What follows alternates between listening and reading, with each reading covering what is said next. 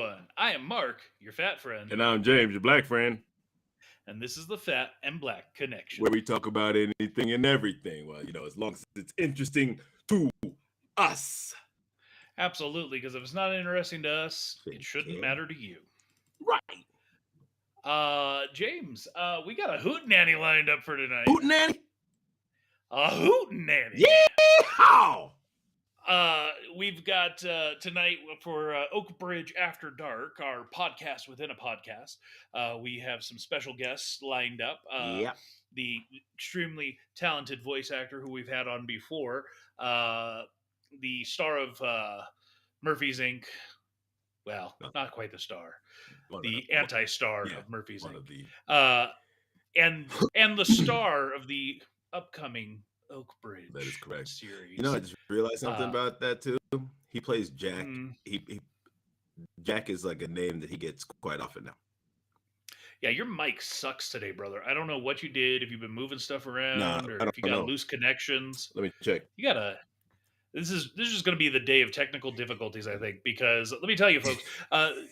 So at 7:40 Pacific, about 25 minutes ago, we asked that our guests come on 20 minutes before so that we can do a mic check and make sure cameras are working and all that kind of fun stuff. Yep. And normally everybody shows up and we are usually pretty good to go, and then we give them the rundown of what's going to kind of happen and throw them in the green room to wait. That's not what happened today. Today we started with Connor Howard and his microphone, and for whatever reason, it just does not want to produce loud volume without it sounding like he's yelling into the microphone. So fingers crossed, we'll see what happens. And then Ashley Deane, creator of Oakbridge, who's going to be with us shortly, she is on one of the most amazing delays I've ever experienced as long as we've been doing this. I mean, we've had delay issues, right? Where like you're 1 or 2 seconds behind me. We've done the 1-2 test, right? Yeah. So we with Ashley did the 1-2 test, and it was about a 3-minute delay.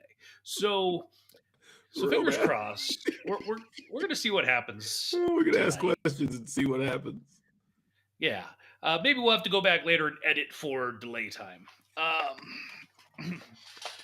But for live, which, oh, by the way, this is a live and interactive broadcast. That's correct. We want your questions. We want your comments. We want to know what you're thinking because, sometimes show deviates. Yeah, James, you got to do something about that mic. It's killing me. What is going on? I don't know. It might be time for a new microphone. I didn't touch anything. I didn't move anything. Oh, actually, I just did move something, but I didn't do anything crazy. I just did like that. Okay, well, now it actually sounds better, so we'll see if it stays. All right. Well, that's weird. But well, like how we like to do things at the top of the show where we try unique, interesting things. This one that I've been extremely excited for since I heard about it recently. I need you to give me a number 1 through 4. 3. Okay. So this is Arizona premium spiked beverage. Oh, they are small. Hard cowboy cocktail, kiwi strawberry. Interesting. I heard about those. I heard about them, but for some reason I thought they were bigger. Oh man, it doesn't even taste like there's any alcohol in this. Oh man, what's the percent on that thing? 5. Not huge, but that's not small. Lot, but yeah, not small. Yikes. Yeah, this does not taste like there's alcohol in this. I mean, does it taste like does it taste like the strawberry kiwi drink? Yeah, it tastes like pretty much straight up a kiwi strawberry Arizona tea with just a subtle hint of alcohol. Interesting. Wait, so the kiwi strawberries, I thought the kiwi strawberry was a drink, not a tea. Yeah, you might be right. I don't know. Because all of these that it came with are not the teas. So, there's 3 other flavors that I will be trying throughout this evening. Cool. That's right. I will be drinking all 4 of them. And then my wife procured these for me, I believe. Guinness chocolate caramels. Oh, So do you say caramel or do you say caramel? say caramel. Yeah. How's it spelt? Doesn't matter. Just say caramel. No, no. How's it spelt? You guys say marshmallows. How are marshmallows spelt? Just saying. I don't know. There always been. There've always been marshmallows. They are not mellow. There is no E there. It is marshmallow. Yeah, you guys are weird, but whatever. Who is weird? Those of us that speak correctly? You're the ones that say it weird. So this box is huge, but inside it's got a little bag, and they're individual wraps. Wait. Oh, wait. Hold on. So was that little bag? That was the one bag inside the big box? Correct. Jeez, what a waste of packaging. So, and then each piece is individually wrapped. Okay, it's understandable. And let's see. It's like the never-ending wrapper. So it looks like a little, like maybe tiny miniature version of like a York peppermint patty. It looks like a Rolo. A big Rolo. Yeah, like a big Rolo. Oh, it's hard like a Rolo. Oh my! Does the caramel does it taste? Is it like a?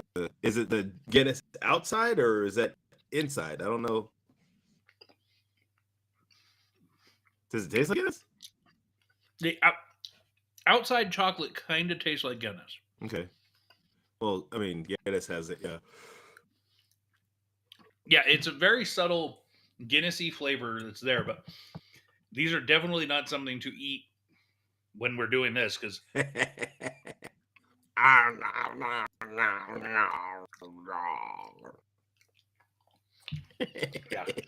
chewy as heck. Okay. Oh man. Apologies. No, you're good. So, KaboomCon, September 7th, 2024. Just around the corner, not very long. All right. We got a new vendor coming, Anna Montgomery, who evidently has her own clothing and jewelry and shoe line. Nice. And is also a writer. Oh, so do all her clothes appear in her stories? You would think that would probably make sense. Yeah, that'd be dope. Very very focused. Like her writing, she's very focused on what the clothing looks like, and then she makes it. That would be smart. That would be awesome. SMRT.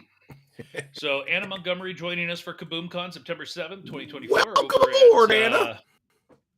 Over at the Carson City Convention Center. Hooray! In the capital city of Nevada, by the way. Yeah, somebody said Nevada the other day, and I was like, ugh.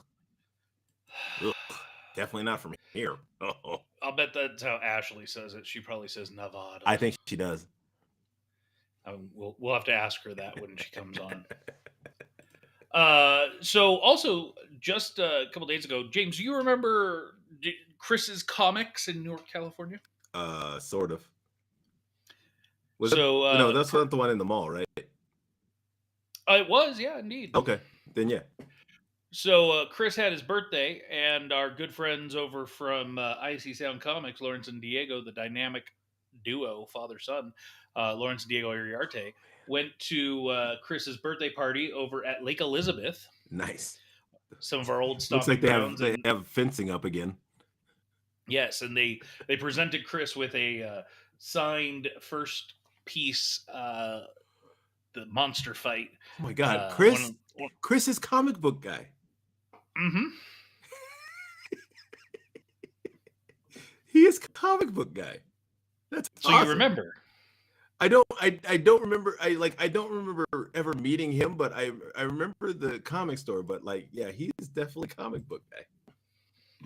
Yeah, so kind of crazy. We've been obviously pushing hard on IC Sound Comics for the last couple weeks, and we've got our first Ash can that's going to be coming available at the Silver Age Comic-Con, which we'll be at, which is supposedly expecting up to 20,000 participants. Oh wow! Okay. So hopefully we can get some of them to want to listen to Murphy's Inc. and Oakbridge and get excited for Icy Sound. Oh, Ashley dropped off again. I spent most of the day. I just spent most of my day today getting people to follow Oakbridge wherever they listen to podcasts. How did you do that? How did you spend your day doing that? Oh, because I mean, I was at work because we're singing today for Juneteenth, and so while we were on breaks and stuff, I was telling people, I was like, "Yo, you listen to audio dramas?" And there were some were like, "No," some of them were like, "Yeah, I maybe listen to it, whatever." And then I was like, "Cool. How do you listen to podcasts?" And they would tell me, and so I'd say, "Cool, go there, look it up." Some of them I punched it in for them. Others I just told them, and they went, sent a couple links to some people because they, to find it. So we good. Your mic is getting worse, by the way. What? Unacceptable. Yeah. Do you not have yourself in your cans? Like, can you not hear yourself? I sound fine in my own head. In my own ears, it sounds normal to me. I didn't. Yeah, I don't know. I don't know. This is weird. I think it's either time for a new microphone or a new cable, because no, and that's the thing, is like nothing has changed. Don't say nah. I'm telling you, after this show is over, I need you to go back and watch so that you can hear what it sounds like, and you'll understand that it's you need to get that fixed.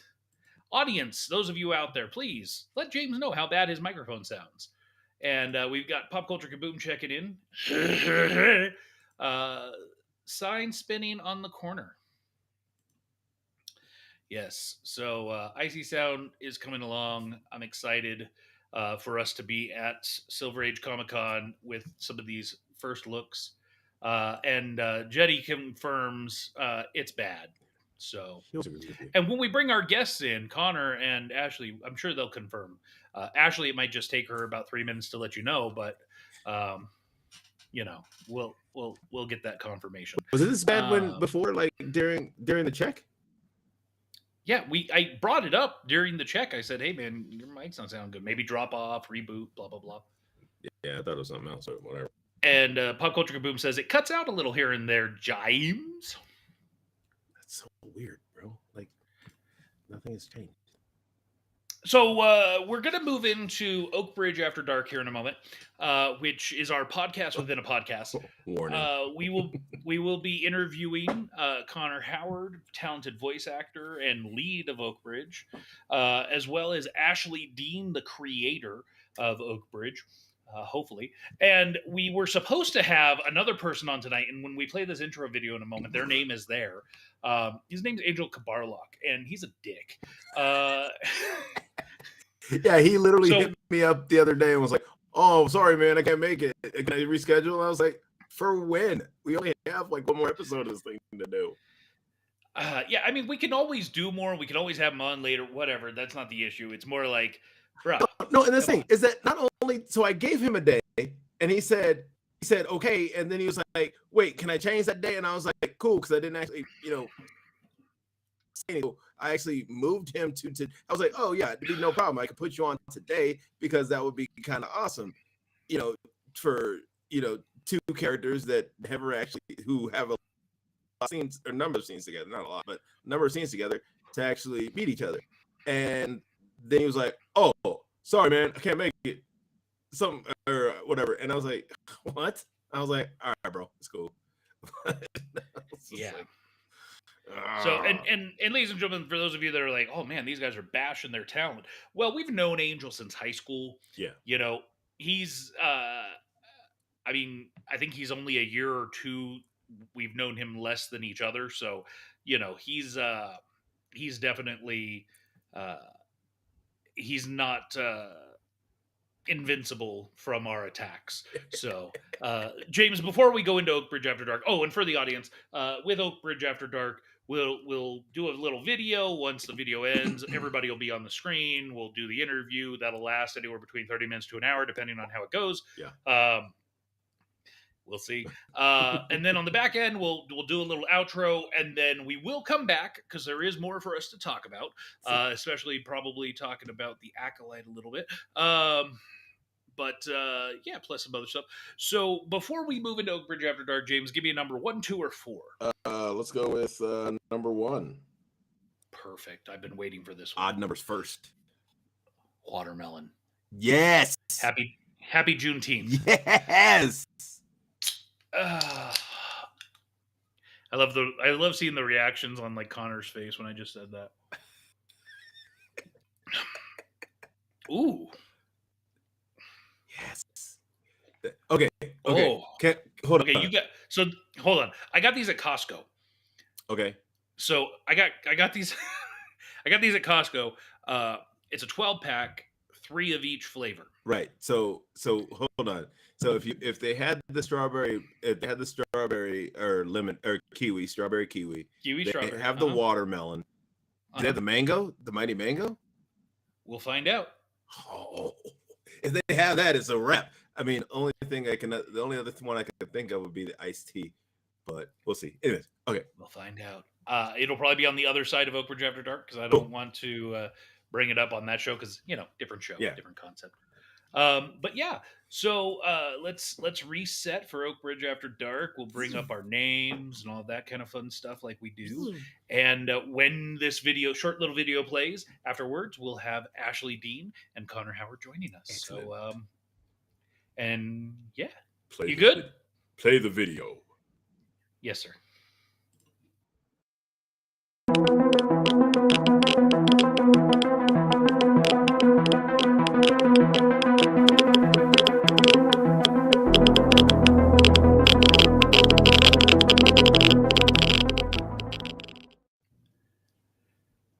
Hello, good evening, and welcome to Oakbridge After Dark.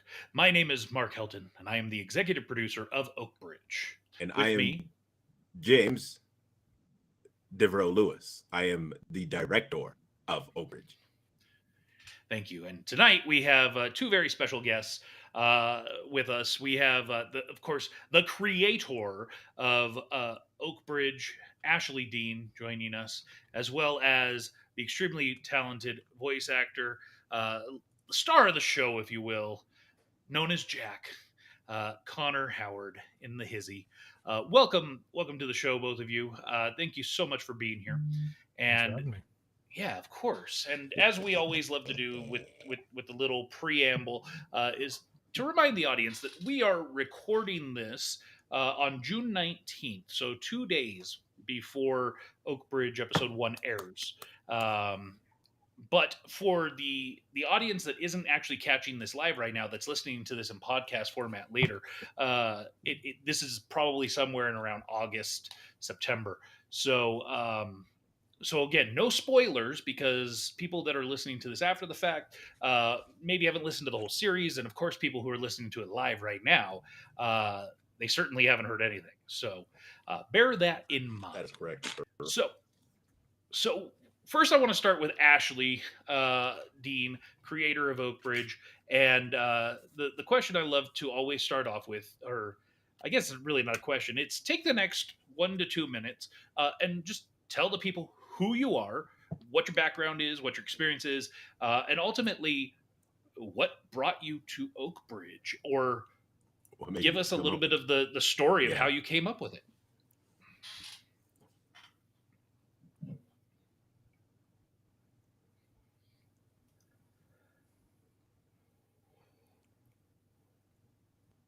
Oh, and we have no microphone.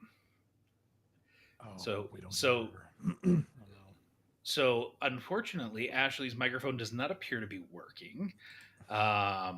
So Ashley, if you could take a look at your settings over in the audio within the cog, maybe we'll see if we can get that fixed. While we wait for Ashley to check on that, let's switch over to Connor Howard. Connor, playing the role of Jack in Oakbridge. Tell the audience, who you are, why should they care that you're here, and then what's your background, what's your experience, what ultimately brought you to Oakbridge. So those are big questions. Who am I? Why am I here? Why should I care? Really existential, man. Drilling down to the core here. I guess you could say I'm an actor. I do consider myself an actor of sorts. I've been involved in the performing arts off and on for most of my life here and there. And I'm here tonight because this is actually my first project that I'm one of the leads of, which is really exciting for me. first. I've been doing audio dramas for a couple of years now, here and there, and this is probably the first one I've been, basically the lead character of. And huge honor, huge privilege. I'm very excited for people to hear it. And I play the role of Deputy John Sheridan, aka Jack, as James pointed out earlier. My second Jack that I've played for a 97 to now production, because I was also Jack R. Abbott in Murder by Garlic a year or two ago. So my second outing as a Jack, and I really enjoyed the process of recording for Oakbridge, and I'm just really psyched to hear it come out. And I guess I came to Oakbridge through you guys. I mean, I've worked with you fellas before, and when this came up as an opportunity, I was told, hey, we'd like you to audition for this, and went for it, and I'm really glad it all clicked. I'm really glad it all worked out, and that I was right for the role of Jack. And other than that, I'm just a guy. I'm just some normal dude. I live in Cleveland, Ohio. I'm very much a Midwestern, laid-back kind of guy. I don't really draw too much attention to myself, and I'm just here to chill out and enjoy what's left of my day off from Juneteenth. Happy Juneteenth, everybody. Very good. And what are you drinking there, by the way? Oh, this is a lemonade shandy by Shiner. Shiner Bock, or is it a Spetzel Brewery Shiner lemonade shandy. It's a seasonal. Sounds delicious. Good stuff. Very good, especially on a hot day. It's been really hot in Ohio this week. We're actually in a heat wave right now. So, yeah. What's hot for you guys? Well, I mean, it's like it was in the 90s today, which is hot for. I feel like right, but that's pretty hot. Wait, do you guys have humidity in Cleveland? Yeah, sometimes. See, in Cleveland we have Lake Erie nearby, so we do have some moisture in the air. In the winter it gets really bad snow, and in the summer it gets a little humid. So, we've had a scorcher the last couple of days, and normally late June it can get hot in late June here, but like normally it's in the 70s, maybe 80s, so it's definitely hotter than normal right now. Right. That's great. And of course, James wants to do comparisons. So no, please go ahead. No. I'm just saying it was like 100 and something today, so it's not that much of a difference. Well, there's a difference between 100 and something versus 110. No, so I don't remember what the high. Okay. Currently, it's 90. Currently, at this time, it's what it is currently almost 8:30, and it's still 92 degrees outside. So that humidity. Wow, that gives you the indication. Yeah. So we've got Ashley back. She dropped off. Hopefully, we've got a microphone working. Ashley, are you there? Yeah. Can you hear me? Oh, and the delay is not that much. Okay, we got her back. Yay! This is good. Okay. I reboot my 2.0. Dial-up 2.0. Is that like DSL? I think so. Yes. Yeah, that was the second one. Yeah. It's where it comes by on the horizon for a new internet provider. It's happened before. I see around. As soon as you can, get on that gigafiber. Or Skynet, or what is it called? Skylink or Starlink? Whatever. No, don't get on Skynet. No. Skynet will end us all. Whatever Elon's providing, I can't remember. Ashley, so I did you catch the question before? And if so, please go ahead and answer.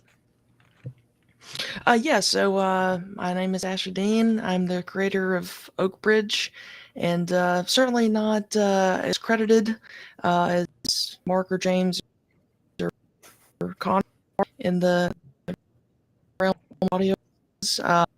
But worked done some for other people in short stories or other was one act. Also, I wasn't an actor, but I was an assistant and helped the advisor with sometimes I would serve as a screen partner to the leads, or I would like help assemble the scripts, make sure everything was ordered for that, and schedule like when we would have to go out of town, like schedule like the itineraries and stuff for our trips, and like schedule the hotels. Basically anything that they needed me to do. I did perform in some Christmas plays. That Oh no! And she's gone. Not in the middle of the story. Oh, I'm on the edge of Ashley. my seat right now. Please, Ashley, tell What? us about This is the story. your Christmas stories. I need to know how it ended. How did the Christmas Ashley, you're story still end, there? Ashley? Oh no. Oh, I think she's gone again. Or it's gone back to like a 3-minute lag, man. maybe. It might be. Damn. This makes for such good pod. Greatest episode ever. All right. Anyways, Ashley, maybe I have an idea. Try turning off your camera, and that hopefully should drastically reduce your bandwidth usage, and maybe we could just hear you, and that might have to do. not to completely go. Oh, just off camera. Are you still there, Ashley? Oh, All there right, she is. let's give this a go. So please continue your story. We heard that you did some Christmas pageants or plays, and your mom. made that one of the other actors was remembering that, and I was like, hey, during the play, this is it. Was like, she was like, I can remember there. Calling people out on stage live. That's amazing. My That's awesome. You know, that reminds me of a story of an actor we worked with in high school. Well, I did. I don't believe you did, James. I think he was gone. You were gone by the time but you certainly know him. We had him on this show once to do an interview. Joe Mag, great guy. But he would critique others, and he was the reason for an H blow up one rehearsal. Ooh. So, Man, those were yeah. epic. Those were epically so- and scary. No, actually, what was that one dude? Remember there was a guy during the Crucible, and they had printouts of his lines blown up on the back, so on the back of the stage, so he could look at them while he's off stage. Yes, and also he was in a giant judge's tower, if you will, as he was like Oh, the and they had judge the lines- over the proctor. Didn't they have He the actually lines on had the- his lines on the desk. Yeah, that's right. yeah, he was bad. He was.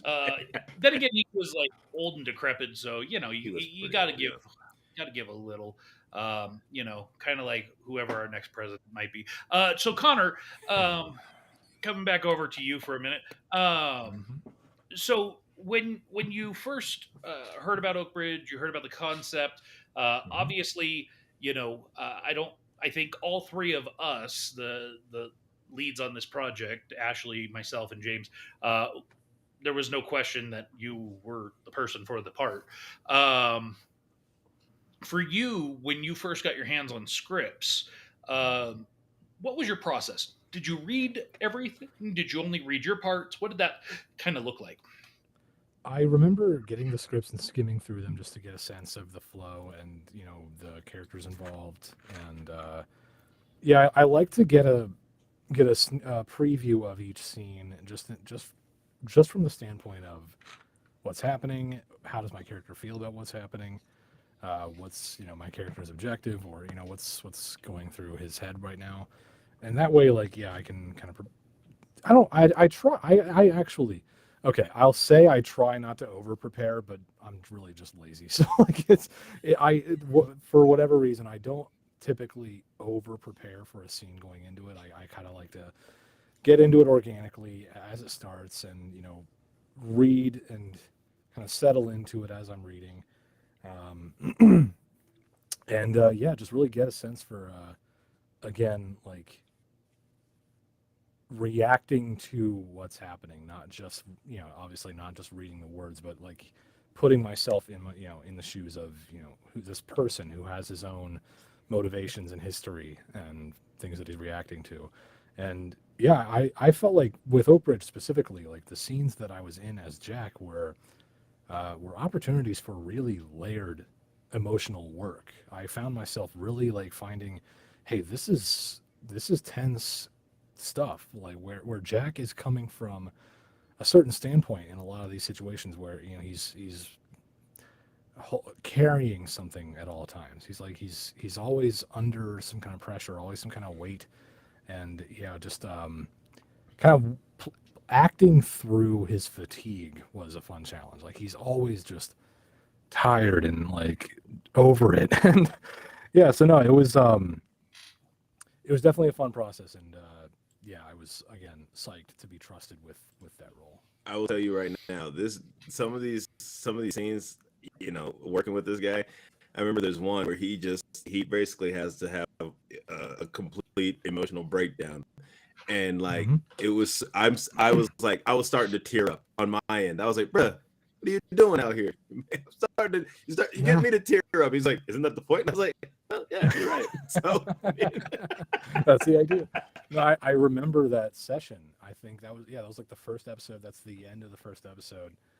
The scene where Jack's just kind of alone at his house and just struggling with himself, struggling to be alone with his thoughts. Basically, can't cope with the silence essentially, and he calls, what is it, like the waitress at the diner or some girl he knows, someone he knows, someone local.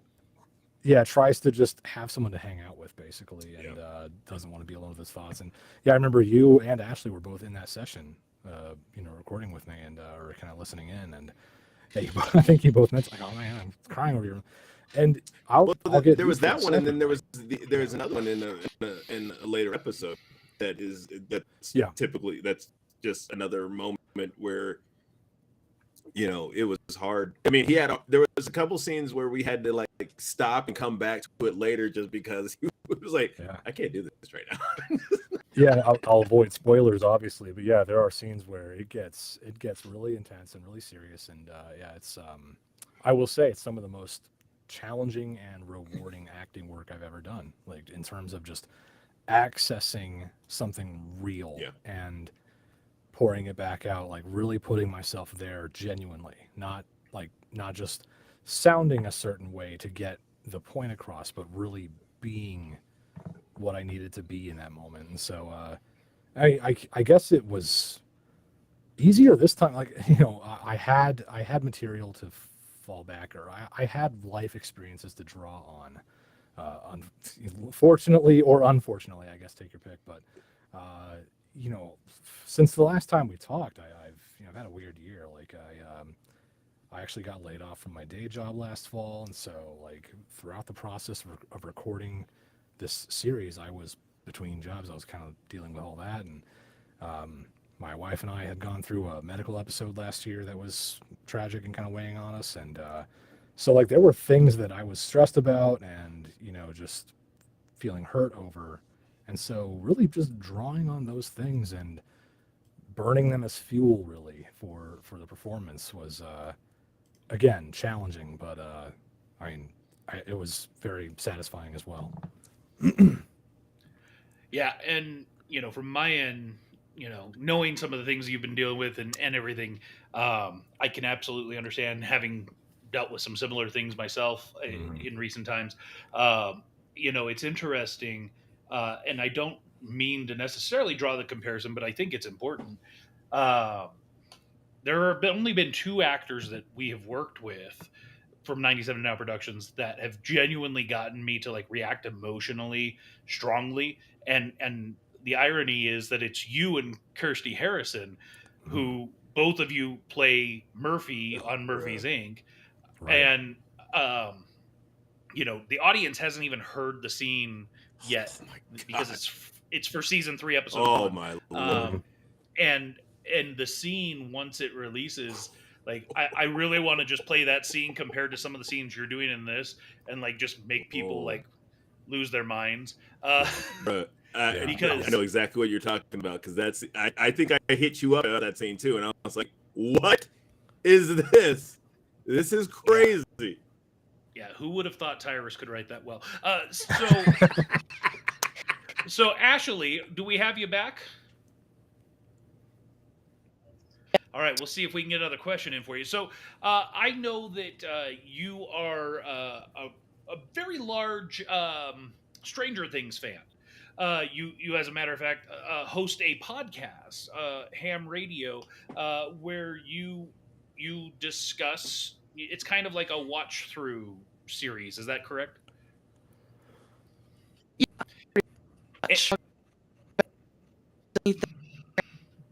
Okay. And you had the way you came to 97 to now initially was you had pitched us an idea for an audio drama. You'd written a pilot and we reviewed it and we liked the story. Unfortunately, it didn't really feel right necessarily for an audio drama. And you came on board the Murphy's Inc. writing team, and was involved with season 2. Did a fantastic job writing the arc that you did, and then you pitched us a new idea, this Oakbridge. So, how much of Oakbridge would you say is derived from your love and passion of Stranger Things, or did you genuinely just foster this idea from somewhere else? Well, I mean, I like, like 6% things in terms of like supernatural, and as they deal with life in the unsupernatural. But I've also based on like some um,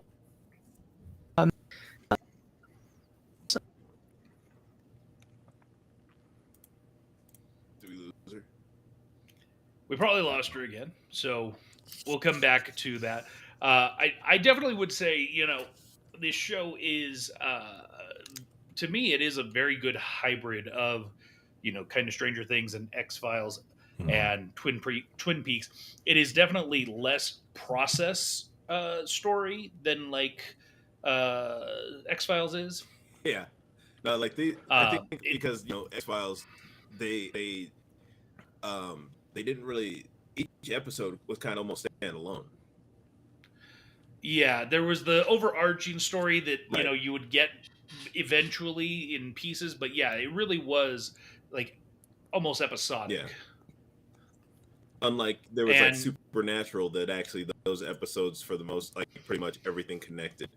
The prior episode led to the new episode in most cases, at least in like the little arc that they would have, and then it could go a weird way, and then then they'd have more stories that connect, and then everything would connect all weirdly. But yeah, where this series, you kind of can't miss an episode because you're gonna miss out on story. yeah, So Connor, for you, having been the lead and also having worked with us in other projects where maybe you got to work with the other talent at the same time, and with this one where you really didn't, it was pretty much just you and James primarily on a recording session. no, it was nothing but the two of us. Yeah. So Pretty much. comparing that to other projects that you've worked on where maybe you've gotten to work with talent to work off of, how was that for you? Do you have a preference?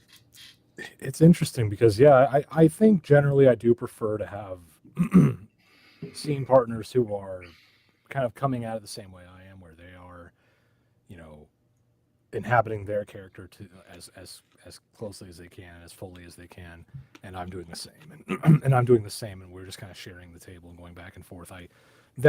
In my experience, that does facilitate the best synergy and the best, some of the best performances you can get. But at the same time, when it's just James and I, kind of going down the page, like that actually does bring a certain level of focus to the process where like I'm not as, I don't know, I don't want to say distracted, but I'm not as concerned about matching my scene partner's energy or kind of like keeping up with their pace. Like it's just drilled down to let's get this line right. Let's kind of like, take it line by line.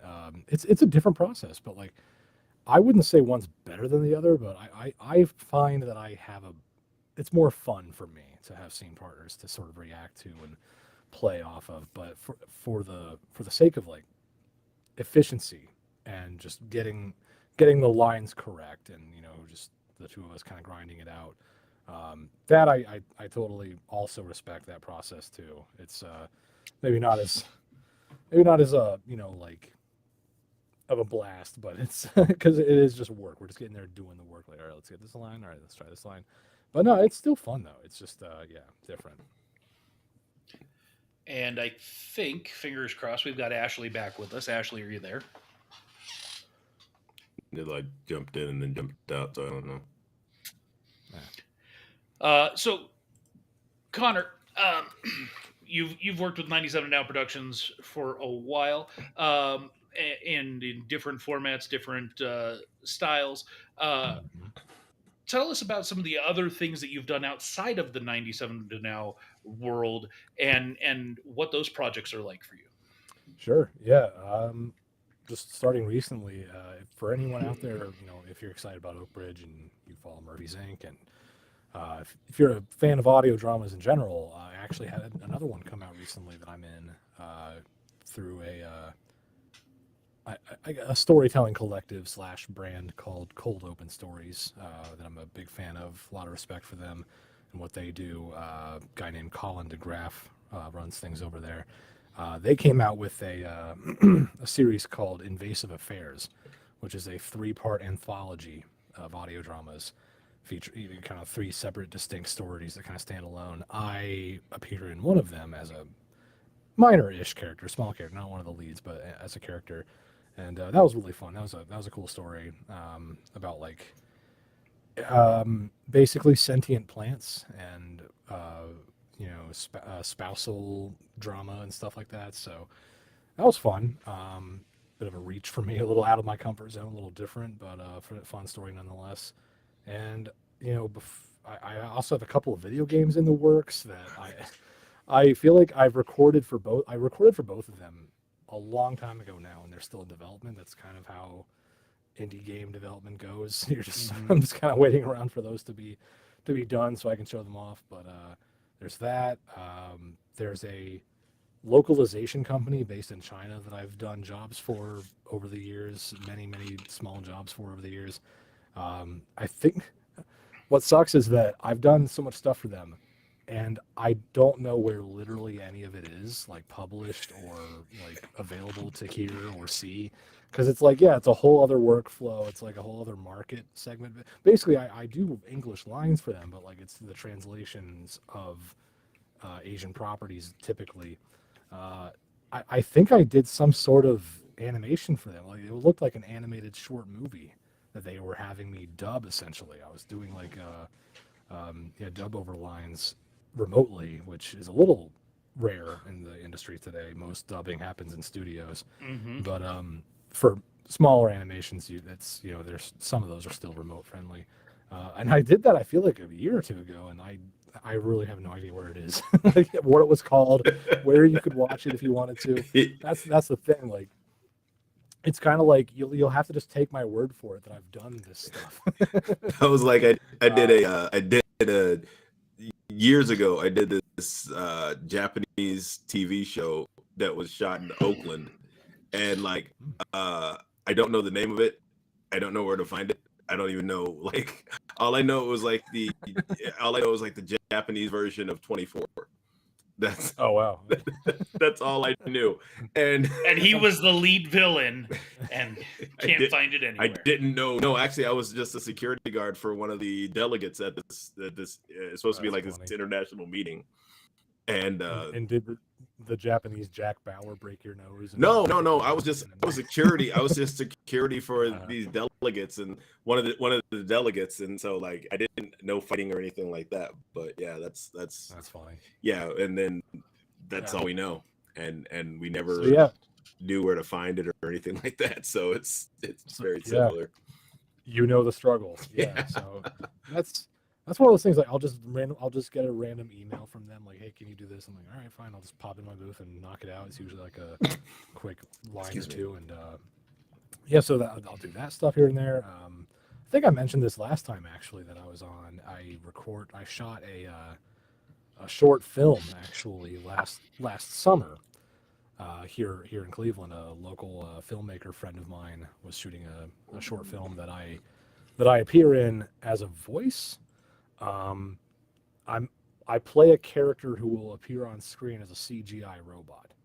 So I'm like it's a live action film, but my character is CGI. So I'm really psyched for that. Nice. So yeah, we shot like the principal photography, like the filming was all last summer, early fall, basically. But I recently went back in to do voiceover for that to like kind of dub over the lines that didn't get caught remotely, basically. Yeah, clean up. Yeah, basically, pretty much clean up. Yeah. So psyched for that. And yeah, otherwise I've just been sort of low key, sort of cool, and I work at a pretty leisurely pace because acting is a hobby. It's not like really even a side hustle for me. It's just something I do for fun here and there. Yeah, it's definitely not my day job. It's not even a side hustle yet. If it's something I do for fun, and if I make a few bucks off of it, great. Otherwise, it's just I like doing it. But I do have a long-term project in the works that I've been chipping away at here and there. It's a script for an audio drama of my own. I think I mentioned this before to you guys, but I would like to get it produced eventually. It's maybe a little ways off. It's like a 5-episode arc that I have planned out. I'm writing episode 4 now, so I have a decent amount of it written. But yeah, that's still in the yeah, I know you're chomping at the bit over there, but it's still in the oven. It's not baked yet, so yeah. Cool. I like though. Just I give us first right of refusal. I like though. Fair enough. Yeah, I've done, I did an audiobook last year. I'd like to start doing another. I'd like to do another audiobook. It's kind of like I'm getting the itch again. Those are big workloads though. It's like it's a haul, but yeah, just here and there, staying busy here and there. Nothing huge. So I think we have Ashley back. Ashley, are you with us?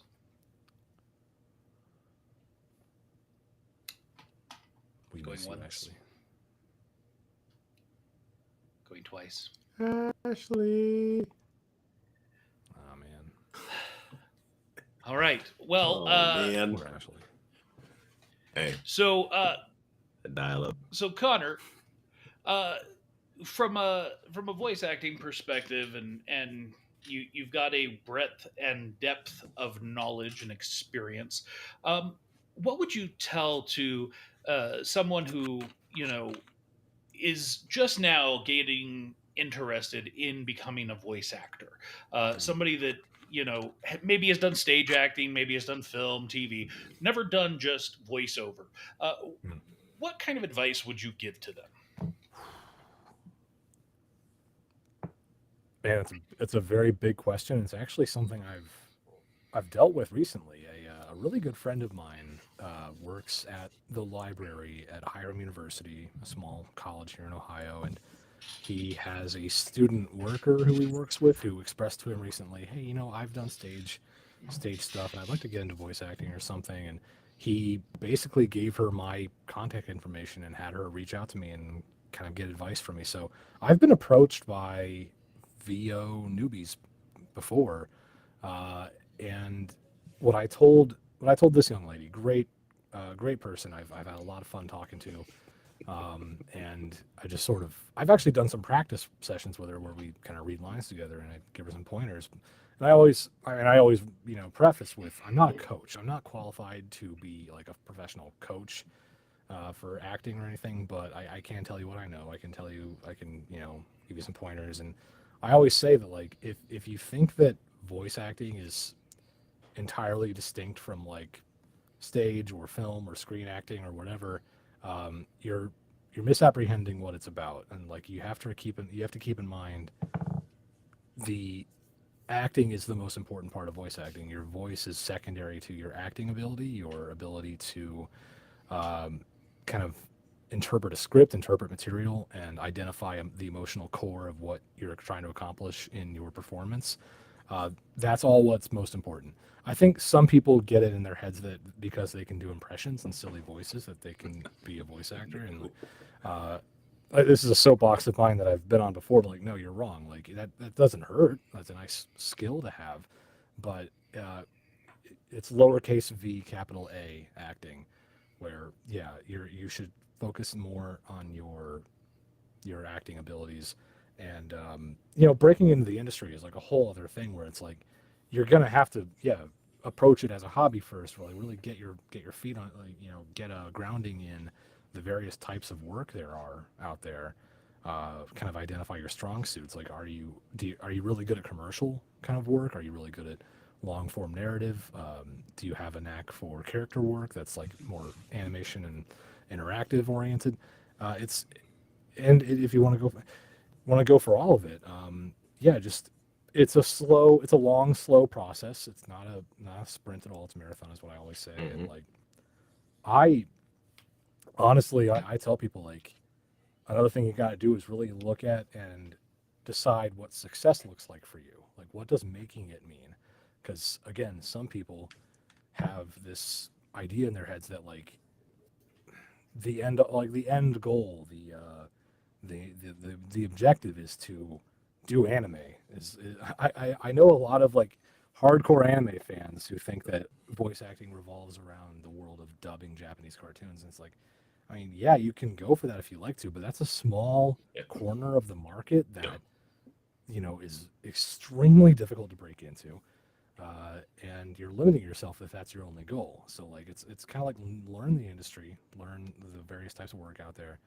And I always say, coaching is a great way to get started, but that you shouldn't go there immediately necessarily. I mean, I met coaches early on who I worked with, and I got a lot out of it in terms of just learning the ropes, figuring out what the work was, what it involved, and just giving me some structure and some goals to go after.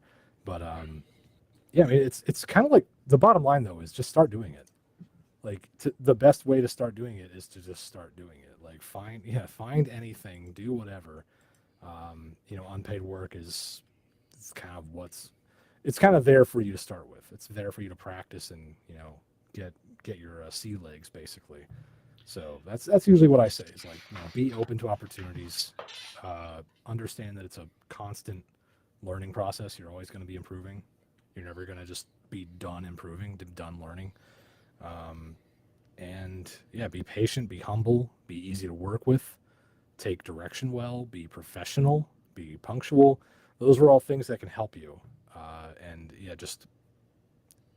just go for it, man. Like, also, I guess I think the most important thing is you have to like it, love it even. If you don't love it, you're not going to last. Like if you get wrapped up in these preconceptions of, oh, I haven't booked this project, or I'm not doing this type of work, or I'm not, this arbitrary goal in my career, then I failed. I'm not making it. Like, well, that's all secondary to do you like it or not. If you just enjoy the craft, if you love the process, then what else is there to worry about? You've already won. You're already doing what you love. So that's where I come back to defining what making it means to you. Like, have I made it? I would say I'm doing what I like at a pace that I'm comfortable with creators I respect, like collaborators I really respect, and to me that's making it. That's success right there. So I don't know. It's I think people like set unobtainable goals for themselves and get hard on themselves and drop out. And just a lot of delusions in some of the bright-eyed newbies that I don't blame them for having delusions, but I always say like I always whenever I talk to someone who's interested in voiceover, I try to dispel those preconceptions. Like, hey, you're just gonna have to take it slow and make sure you enjoy it, basically. Absolutely. And as a producer, as the CEO of 97 Now Productions, like, it's you, Connor Howard, are somebody that we want to work with. You exhibit those things on a day-to-day basis. And there was a point, we've talked about it before on this show, not on this show but on our normal show, where you were the person originally cast to play Murphy in Murphy's Inc. And unfortunately decisions had to be made, and we cut you. And it was not an easy decision, but you took it so well. You could have easily been that person that like threw up a middle finger and walked away. And I think everything that I said to you in that conversation when we made that decision, I meant what I said, and I hope that we've proven that, bringing you in as many ways as we can. I mean, you're the lead here. You are the voice of Pop Culture Kaboom. I don't know if you've heard the opening yet, but it sounds pretty good. Thanks.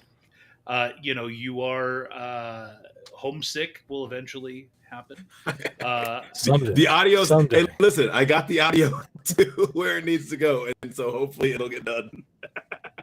And eventually you did get to come and play Murphy. So full That's circle. But to the point of some of the things you said, like, things are going to get rough.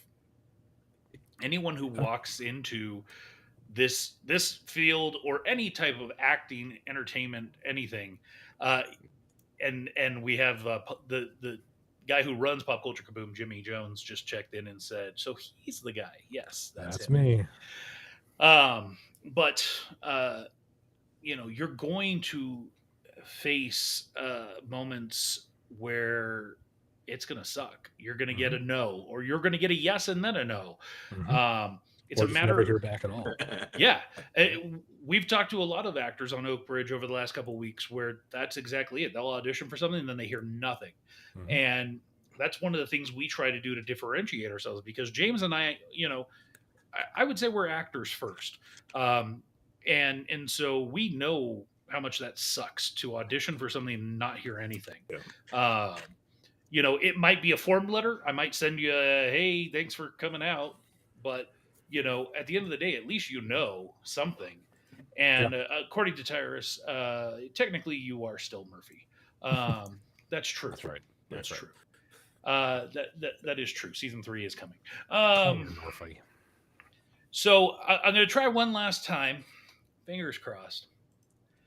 Ashley, are you with us?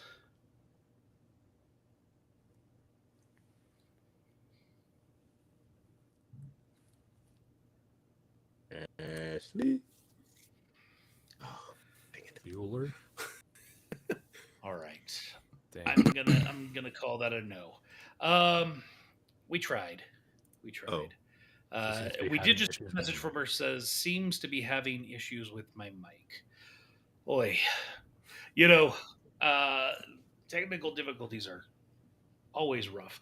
And this is not the first time we've tried to have an interview with Ashley and had some of these types of issues. So hopefully, we can get something fixed. Maybe we'll come back, do another episode with just Ashley, or maybe with some of the people who didn't make it on, like Angel, who was supposed to be here today. Yeah, next time can be the Ashley and Angel show. There we go. I get this one all to myself. Technically, you did. Actually, there was one thing that I did. I can tell everybody. Connor he was super helpful for me because we were doing a recording session, and I was telling him about the character that we had that was going to be playing his son in an episode. Just disappeared, just flat out disappeared. This guy actually took it upon himself. Would you go on Reddit or something? Did I? I don't remember where you went, but wherever you went, he went and like posted about it. Oh, and right. Oh yeah, I just went into one of the Discords. Discord, yeah. And pretty much immediately I got I think it was like almost as soon as we were done with the recording session, I got a message from a guy. And he was like, hey, I heard about this, blah, blah, blah. And I was like, cool, so we so we talked it out, me and this guy, and his name is Garrett. Yeah, I saw that. So anyways, and we ended up just being able to get this recording done for those few scenes of the episode, and it was like, man, this is great. So yeah, Connor absolutely, besides doing the lead for the show, helped me out tremendously to be able to finish the show. Happy to do Yeah. it. I mean, I happen to know. Well, I've met a lot of lovely people over the years who are also voice actors, and like, yeah, it's nice. It's a pretty welcoming community. It can be a little too tight knit, a little cliquish sometimes, but there are really good people in it. And you know, if I can just go into a room basically on Discord and say, hey, there's a part that a friend of mine's trying to cast, and yeah, it's not that hard to get some responses. So no, it's nice. Like being friends with fellow creatives who just like to take part and be involved. Yeah, It's absolutely. nice. Yeah. So if you ever talk to anybody else who's looking to get into this thing, like I said, send them our way. I can always share a casting call. Absolutely. Whatever you need. Well, With that in mind, one of the last questions before we wrap this thing up, Oakbridge season 2, will you be back? If you need me back, I'll be back. he kind of has to be. Well, I could say no. I can't imagine saying no. I wouldn't. I can't. Oh, I'm saying you could say it, but I mean, I would just hope you wouldn't, because you hope I wouldn't, of course. pretty Yeah, I can't. established after this season. Right. Can you guys imagine, like, how hard would it be, or how awkward would it be if you guys had to recast Jack for season 2? How much would that suck?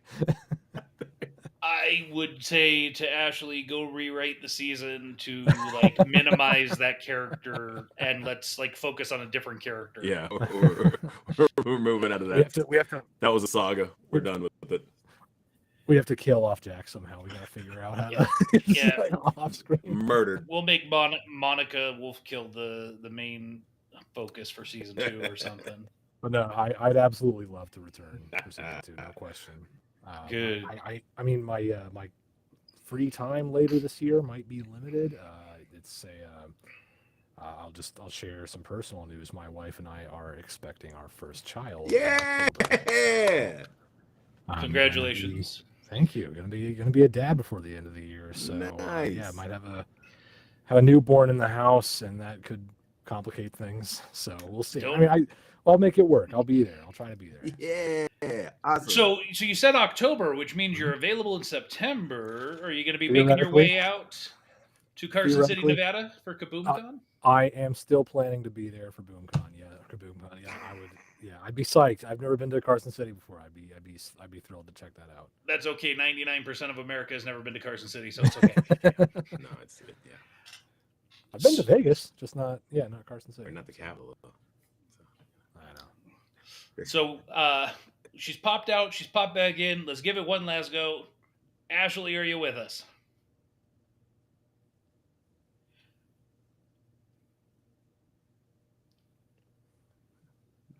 Ashley Deane. All right, Connor. Final pitch Bummer. for those watching right now, or those that are hearing this and haven't maybe listened to the entire series. Spend a minute or two selling the audience on why they should listen to Oakbridge in its entirety. I think you should absolutely listen to Oakbridge in its entirety because it's a classic story told in a new way. I think it's a classic tale of small town neighbors kind of coming together and being there for each other, and ordinary people facing their demons, facing their past, and growing out of it. And it goes to exciting, dangerous, intense places, but it's also got a lot of heart, and just there are twists and turns that you won't want to miss out on. So again, yeah, if you really dig that classic kind of hidden horror threat vibe of old sci-fi and horror stories, like, yeah, if you like Stranger Things and X-Files, I think you'd find a lot to like there. And just from my experience, again, playing Jack, I mentioned this earlier, just from my experience playing Jack, it was yeah, the emotional depth in this writing and in this plot arc was impressive to me. I was really, really blown away by just the depths that these characters go, and yeah, the emotional texture of the writing.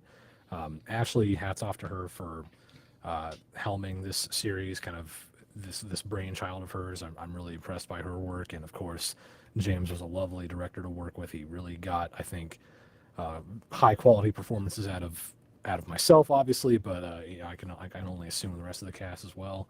So yeah, no, I think you won't be disappointed by this story, this show. It's one of the things I've been involved with that I'm very proud to be involved with. And since you brought it up, one last question. You've worked with both James and I as directors. Which one's better? don't do that to me. Don't put me in this position. No, there's only Man. one right answer. There's and no one, neither of us will be offended. We're good. Yeah. Okay, I'll be 100% brutally honest here. Mark, I would say you are better organized. James, I love you, man. I love you, buddy, but you can be a little scatterbrained here and there. You just Oh yeah. like it's so Mark is very dialed in on just the technical, like the logistics of directing a scene, directing a series. You're dialed in on the organization, but I'd say James, I think, has as an actor, I feel like he has the ear for my where I'm going with a scene, and his feedback and his direction is, I found it always to be very in tune with what I was going for and kind of like where I was trying to go. So you both have your strengths. Like, not to say, Mark, that you didn't understand the actor's process. You absolutely do, but I don't know.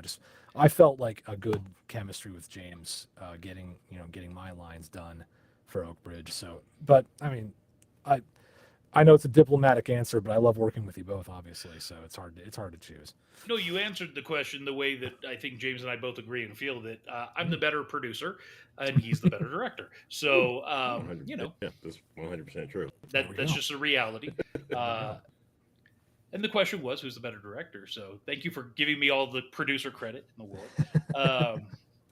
But I really want to appreciate you. I want to thank you for being here for Oakbridge After Dark. I'm excited for this audience to hear you in this role, in this series. And if you've already started listening to it, I hope you're enjoying it. If you finished season 1, I hope you're excited for season 2. And we will have you back. And listen, I will tell you guys this right now. I will tell this is honest. Ashley and I literally were talking yesterday because I asked her to send me a list of characters from season 1 and new characters we have coming in season 2. And let me tell you, it's gonna be we got work to do, and I'm excited. I'm excited for what's going to be going on. I'm excited to get the scripts. Those should be, the rough drafts are kind of done, and we're working on getting that stuff done. So hopefully, fingers crossed, my goal, and the goal that I set for Ashley and myself, was we want to hopefully do auditions for new characters in July or like mid-August, and start recording after Kaboom Con. That's where we're fingers crossed. That's kind of where we talked about. So well, let's hope Connor's kid doesn't come early, and you can get him recorded in like 3 weeks. We're doing all your stuff right out the front. Just cram it in there, because I know from recent experience, that first 3 months, James, you're not going to get him, and if you do, it's going to be the crappiest work you've ever gotten. I'm going to sound like this the whole time. Where am I? Well, we might have to just rework some stuff for you to have you worn out. Jack will we'll just have you on drugs the whole season. yeah. Jack will just be on a bender the entire time. Wow, the entire season. Just like season 1. Yeah, same approach, basically. All right. Well, Connor, I greatly appreciate you. Thank you for joining us here for Oakbridge After Dark. More than And happy to. for those of you that aren't watching this live, that are listening to this, tune in next time for Oakbridge After Dark.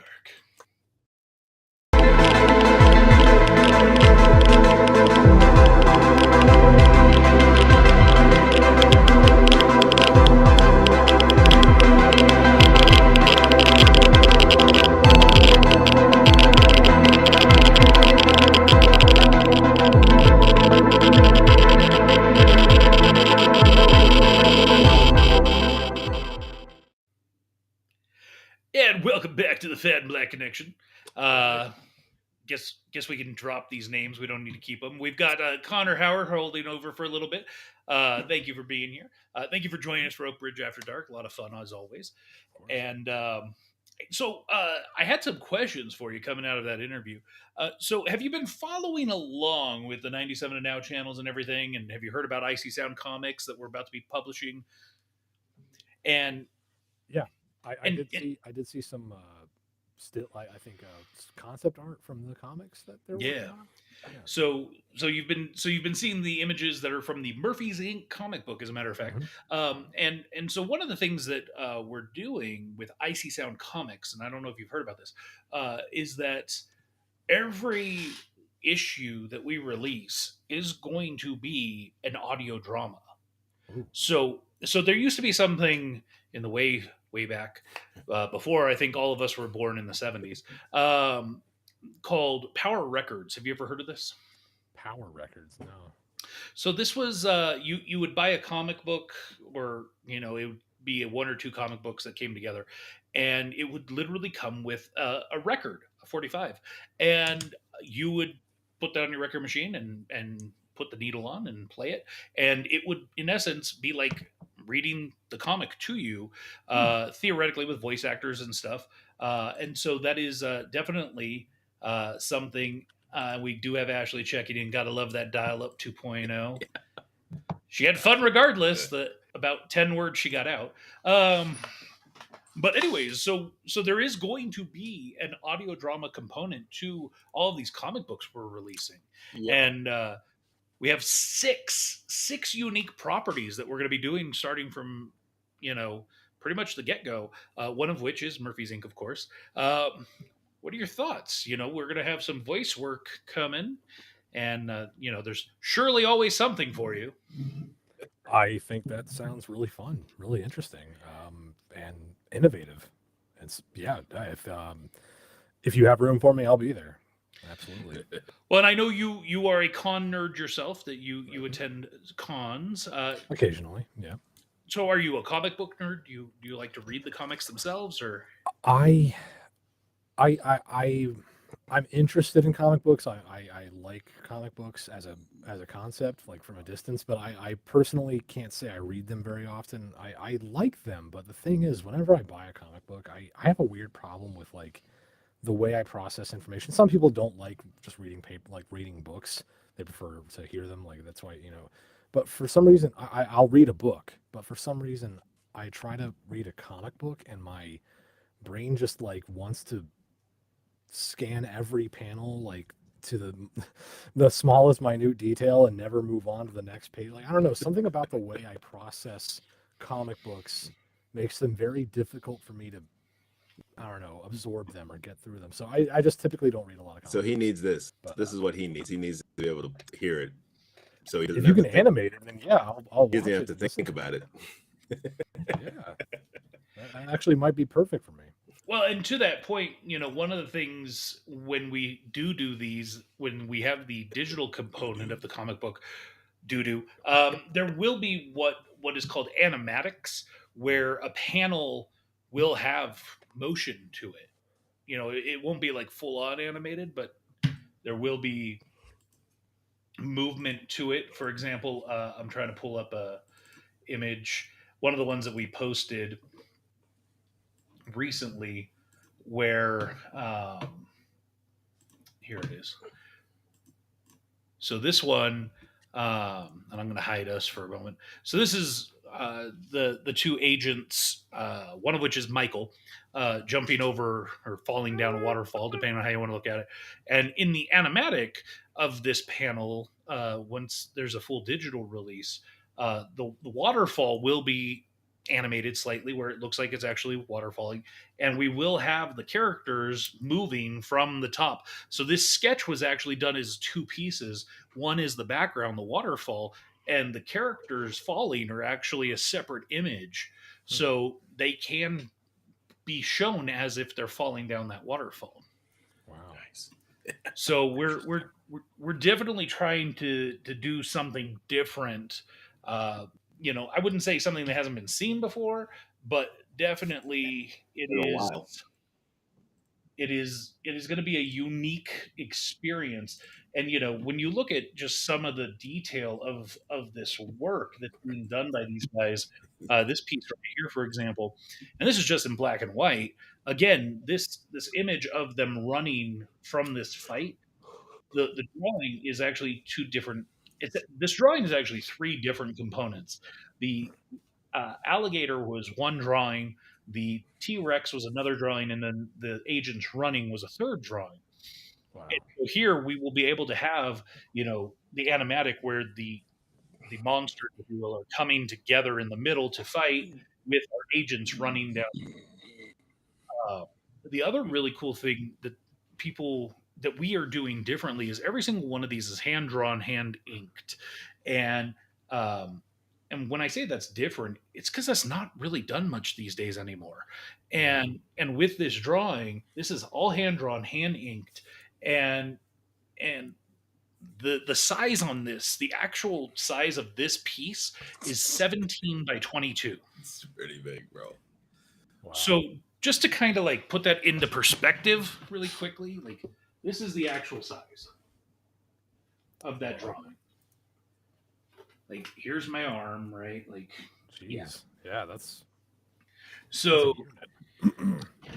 So all of this to say, like we are trying to bring something different to the game, if you will. And again, Murphy's Inc. is just one of the 6 comics that's coming. James and I just today got the logo, and I can't show it. Yeah. I can't, but I can tell you because we've already name dropped this comic recently. So we got the first image of the logo for Mickey Mouse in the Fantastic Worlds of Steamboat Willie. I can tell you right now, there will probably work for you in this one, especially. Can I be Steamboat Willie? You want to be a boat? Steamboat Willie, hella deep voice. So, did you ever watch South Park and see the episode with Russell Crowe making music, drinking beer, and fighting around the world? And he had his boat Tugga. Do you want to be Tugga? Going.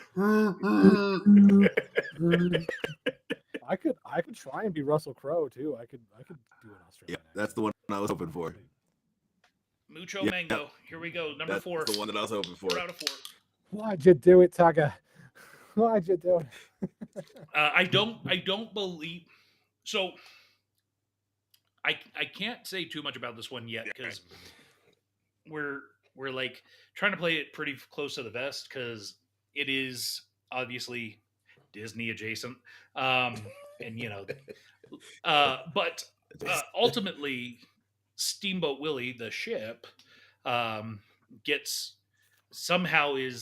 these abilities to get pulled through portals, for lack of a better descriptor, and that's why it's the Fantastic Worlds, because there's going to be multiple locales, if you will.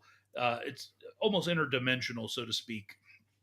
So that's crazy. And then this is the first still image that we have from a third piece. This is from a series that's going to be called Deebs, that is about a young boy who lives in a world where monsters kind of really do exist, and he has the ability to talk to these monsters, and he's kind of like a monster whisperer. And I see monsters. there's just like I said, 6 unique stories that are going to be told. And unfortunately, the hard part is like probably 3 or 4 of the comics that we're going to be doing. I'm like, oh, I can see a part for Connor. Like, I was like, yeah. You just hear me everywhere. it is Haunting you. it's unfortunate. It really is, because like every time we do something, before we ever even consider casting, it's like, okay, who do we know? Is there somebody who can fill this role, right? Is Connor available? Yeah. Everything we've done so far, it's like, okay, who could do this part? What about Connor? and it's, you know, there's a couple of you guys where every show that we're doing or everything that we're producing, we're like, oh, I can see something for Connor. And of course, your main nemesis, the other one that always comes to the forefront, is Kirsty. Kirsty. I welcome her competition. She's brilliant. She's very talented. The irony is that it's like male, female, right? Two dynamically different voices, 2 dynamically different people, but like so many of these parts where it's like, I could see that being a female. Yeah.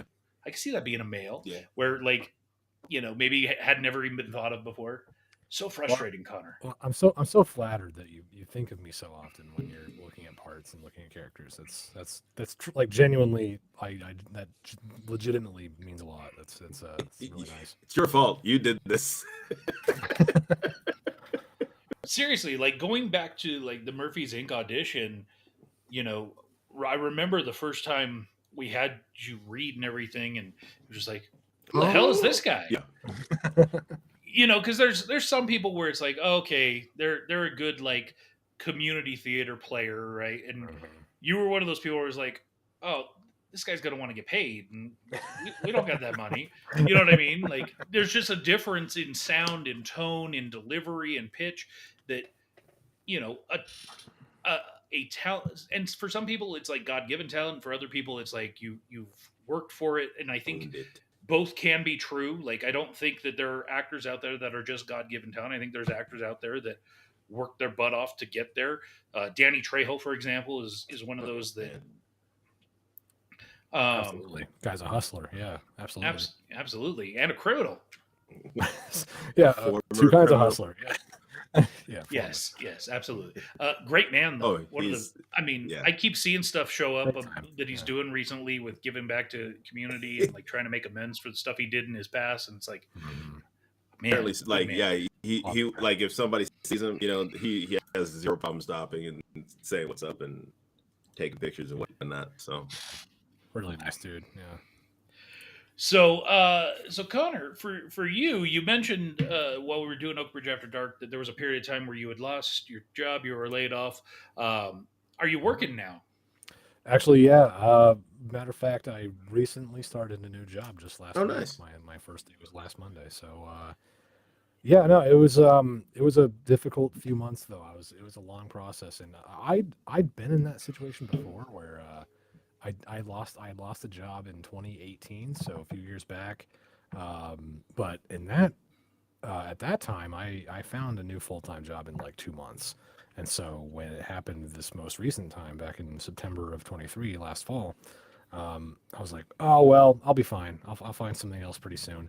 And it took like 5, almost 6 months. It took a while to really land on my feet. I was freelancing here and there. I got a part-time gig a few months back, and then just earlier this month I started a new position that I'm pretty excited about. I'm still figuring it out. I'm still not entirely sure about it yet, but no, it's came out the other side of that eventually. So yeah. The worst part is you won't qualify for FMLA. Yeah, I will be able to take. I have an orientation period at this job I have now that ends in September. So at that point, I'll be able to take PTO. So I'll hopefully be able to take a little bit of time off when the kiddo comes along. But it won't be full blown like parental leave. I think I'm not sure. I'm still figuring it out. But yeah. What else you got going on, man? Anything fun or exciting?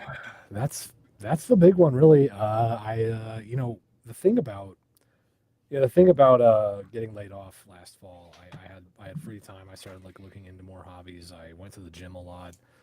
I'm trying to go back now. I'm trying to get back on that. Um, and another hobby I picked up was a while back. I started playing bass. I started teaching myself bass guitar, and I love it. Like I fell in love with it. It's wild how much I kind of grabbed onto it because I played guitar in college. I started teaching myself like six string back in college, and I never even really learned chords. I never really learned like the basic stuff you need to know to be decent at guitar. I just would look up riffs here and there and goof off on it. And I had gotten away from it for a long time. And then like sometime last year, I was like, you know what? I think I'd like to give bass a try. And I bought a cheap one and just started, learning stuff and goofing around with it. And I love it. It's way more my speed. And it's funny. I was like visiting my dad, a while back, and I told him, "Hey, I'm learning bass now." And he said, "You know what? That makes sense. You have a bass player personality." Like, what do you mean by that?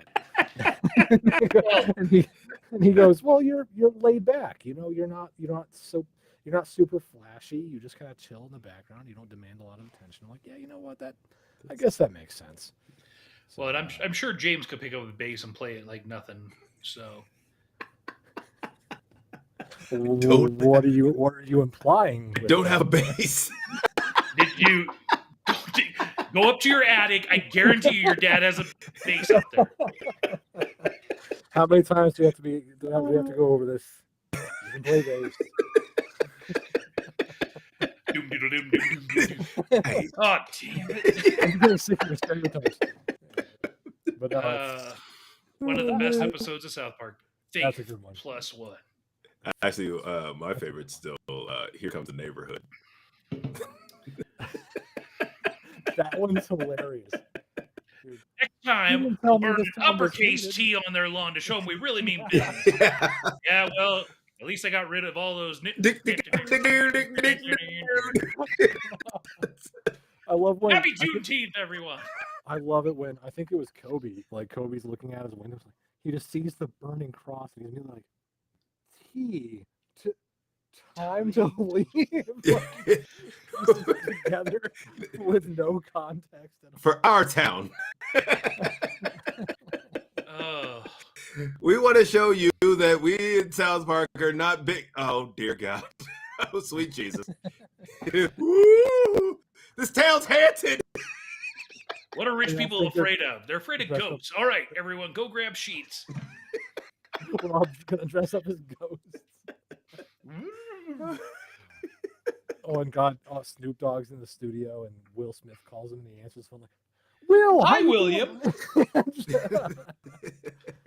So listen, Snooty Roo, I got an idea for you. You're gonna love it. Move to South Park, Colorado. Oh my God. Then he hangs up the phone, goes back to the microphone. Shout hell yeah from my vehicle. Living is a miracle. Like switches up. God, old South Park was so brilliant, so funny. It really was. I don't know what I haven't watched it happened. in a year. I fell off the wagon. I couldn't get to it anymore. I haven't watched it in a while. But I feel bad. They came out with the most recent video game, and I still haven't even picked it up. I mean, I could go on a rant, but like, I feel like South Park really just hit the downslope when like they stopped trying to be. I don't know. They got way too topical, way too self-aware, like way too timely. Like, current events had always been a big part of South Park. Always been a big part of the jokes and the writing, but like they got way too referential. Like they forgot to tell stories Mm-hmm. and just made it all about like the current thing that's in pop culture basically. Also, they leaned way too hard on Randy as a character. Like Randy was perfect in like small amounts, like small doses. Like he was so good sparingly, but they started using him way too much as a main character. I'm like, dude, I'm kind of sick of Randy. Like, what about the kids? What are the kids up to? What are the four main boys up to? Like, Yeah, let's I go don't back care to about the stories pot like that. farm. I don't care about. Yeah. Yeah. That's where they lost me. I'm like, I'm done with this. I can't watch it anymore. So. Yeah, I used to. I have probably seen the first 12 seasons of South Park, I have seen every single one of those episodes easily 10 to 15 times. Every night when I'd go to bed, back when southparkstudios.com was a thing, and every episode was up there and you could just like have it play through. Every night when I'd go to bed, I'd watch 2, 3, 4 episodes. Just because I love that show. And I think where they really jumped the shark is with 200-201, when they didn't ever try to fight and bring it back, to really make it out there and available. And they kind of just accepted that, the studios maybe were right by them going too far with Muhammad and stuff.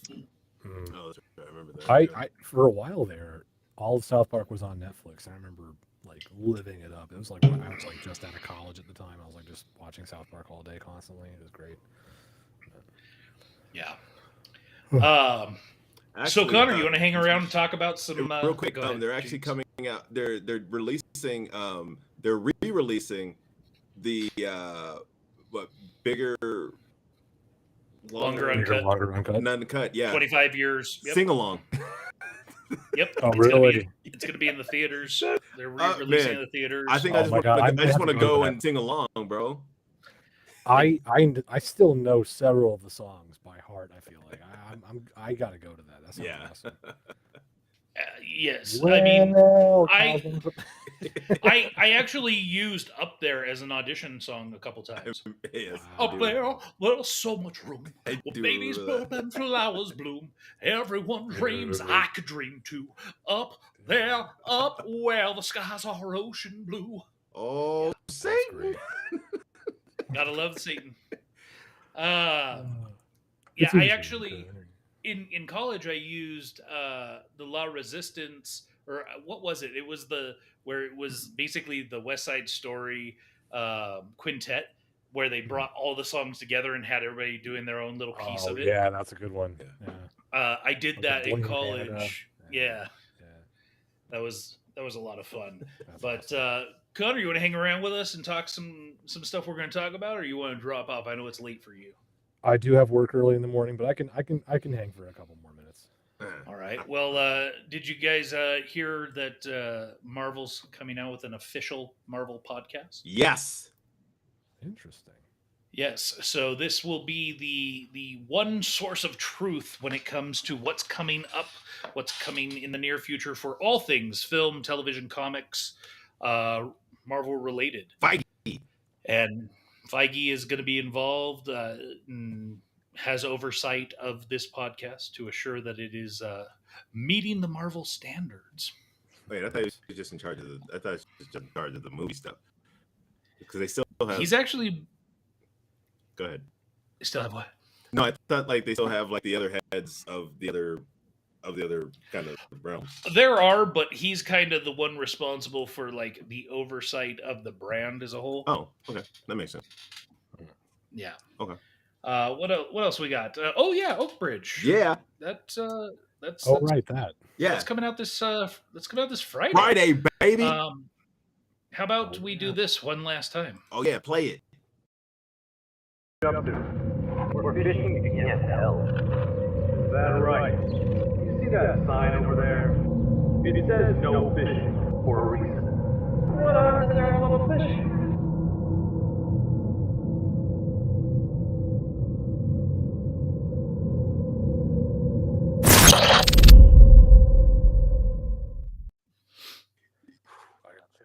Yeah. Have you seen that yet, Connor? Is that your first time seeing that?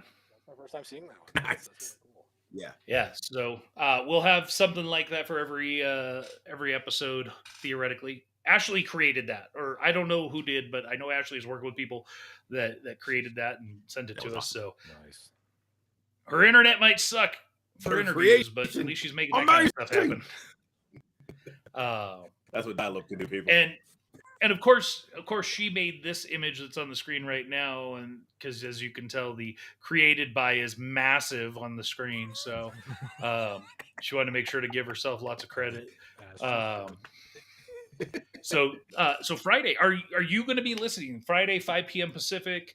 Have you already subscribed? Is it going to be on auto download? Where are you at?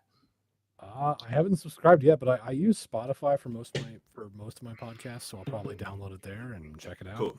Hit follow, hit the following button, and hit the bell. Yep. And I've already done that on multiple people's phones. Absolutely. And mine.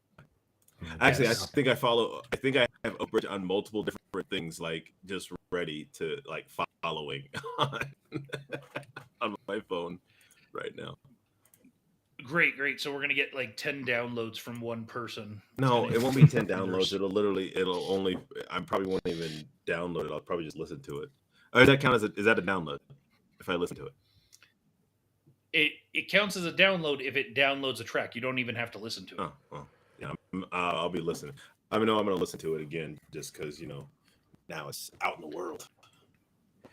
So the race will have to be on a little bit because I can tell you, as of right now, Murphy's Inc. is just shy of 40,000 total downloads. Wow. So let's see Oakbridge. what Oakbridge can do in one season, 10 episodes. Let's go. I'm excited. We are honestly Connor, you should be really happy that you didn't end up doing Murphy's Inc. season 1 because season 1 of Oakbridge is gonna, I think, smash the hell out of Murphy's Inc. season 1. Let's do We've it. learned. Let's go. We've learned Learned a lot. Yeah. We know how to market better, I think, at this point. Growing pains. Oh, sure. Yeah, For sure. that happens. What else do we got? Do I got anything else loaded up? I don't even know. We lost Willie Is Mays. that really it? I know Yes. Yeah, that was. Yes. Yeah. Man, that man had Good a long career and a long life, bro. Mm-hmm. Yeah. And if it hadn't been for the war, he probably would have Korean War. He probably would have smashed Babe Ruth's record. Yeah. I mean, the man had 660 home runs, and he ended up having to miss over 2 seasons. So, when you think about how he was cranking them out, you add another, let's say, 80 home runs to his tally, 740. Yeah. Man. Wow. Yeah, but I mean, like Willie Mays is one of the big reasons for him, Jackie Robinson, like big reasons for integration in baseball. So. Mm-hmm. Absolutely. And absolutely. and also giving now they're really showing props to the Negro League too. So that's cool. I like that as well. So I have thoughts on that. Maybe today's not the right day to have that conversation. But stupid. Or any day in February. yes. They really just need to move February to June. Let them have June. That's what I'm saying. Like we got Juneteenth, move it to June. And, well, you're gonna ask the Black community of America to share Pride Month too? No, Pride will move to February. We moved Pride to February. Oh, just swap. Yeah, them. Yeah. Fair. I think it's Well, fair. Pride parades will be cold when it's February. Sounds like their I'm problem. being egg out there. Whatever. Maybe you can cover up a little. You said it. You said it. It was too easy. Oh Man, that's great. My queer friends know that I'm joking out of a place of love. I'm just joshing around. I love They it. them understand. Yes. Yeah. So Connor, while we have you here, also we're in the process of doing some marketing design for stuff. What do you think of this shirt? Icy Sound Comics on the front with the Murphy's Inc. comic issue 1 cover. What do you think of that cover, by the way? The cover's cool. I'm not sure about how it's integrated on the shirt. I mean, well, I guess as a plain white placeholder, it's I guess that's what it is. But I don't know. It could be blended into the back a little bit better as just visually. But I like the logo. The logo's pretty cool. I almost would want to say, I'm just personally not a big fan of the front being so blank and the back being the main kind of. That was my thought. I thought I don't know. Yeah, for me it was just it was like seeing that on the front. I just didn't. I don't know. I just my original plan was to put this in the middle on the back of the shirt, maybe a little bit bigger, right? I think if you blow up the logo a little bit and maybe move it down into the center of the front of the shirt, I kind of would like that more than just top corner. And then, yeah, you can keep the cover on the back as like a kind of a vision, as an eye catcher. I'm just not crazy about the logo on the corner and the rest of the front of the shirt is blank. I think if you're going to advertise IC Sound Comics, like it should be eye catching from the front. And then like if someone's looking at the back, like, oh, what is that? Like, I that's better. I think that color's better. If it's the plain white would not work for this. All right, fine. You win. It's I just think the logo bigger and centered, that color, that's a huge improvement right there. Just for me, I'm not like I'm not a fashion. It's okay to tell James he's wrong. It happens very often. Man, I'm just saying. That's the way I was. That's the way I was feeling, and that's what I said. What I felt. That's fair. No, there's nothing wrong with that. I just think that was a good start. That's just what I would do to improve it. That's all. Well, and James, you are welcome to design your own clothing instead of letting me do all the work. But I've been asking you how to, because I haven't been able to get in on there. You know what excuses are like. Well, I'm just saying. I asked you for that. I asked you for that months ago, and you said, "Oh, I'll get you on there," and you haven't got me on there. He asked me one time months ago, and it's not like I'm working on other stuff, I guess. No, and all I asked was, "Can you just give me that so that I can get on there?" Because I had a couple ideas for things that I want to do anyways, and so all I need is just to be able to get on there, and then I can create stuff. I'm gonna go. This is getting awkward. Before they knew you were there, the worst you'll see nobody cared. Exactly. Man, hey, but I think we wrapping this up anyways. Yeah. Yeah. So, I mean, Connor, thank you. Before we let you go, Thank you. We always like to end with anything fun or exciting coming up in the next week. I have a volleyball game on Friday. I'm playing volleyball in a nice. rec league here in Cleveland. So I've got that coming up. That's pretty cool. My birthday was last week. Oh, happy birthday! Happy birthday! Thank you. I'm having some friends over this weekend. 45 now? Jesus. Yeah, sure. Let's say 45. Yeah, why not? Whatever. No, there's no way you're older than James.